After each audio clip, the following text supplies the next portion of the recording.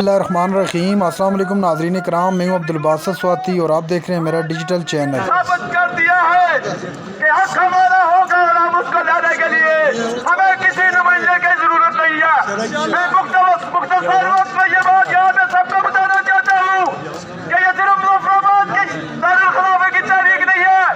जनाब वज़ीर आज़म, उस वक्त से डरो जब मानोगे लोग इस मुजफ्फराबाद के दारुल खिलाफे का रुख करेंगे। और मैं यहाँ पे खड़ा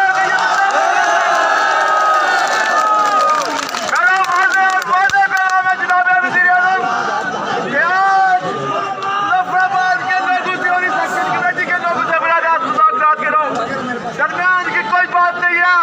कठपुतलियों के साथ हमारे मुज़ाकरात कभी नहीं होंगे और हम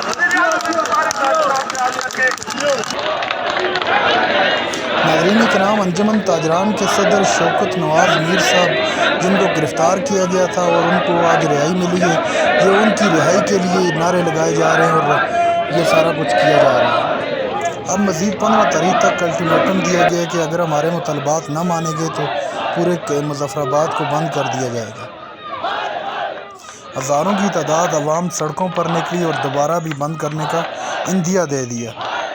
नाज़रीन इकराम, ये थी आज की हमारी वीडियो। चैनल पर जो नए चैनल को सब्सक्राइब करना, अगली वीडियो तक के लिए अल्लाह हाफ़िज़।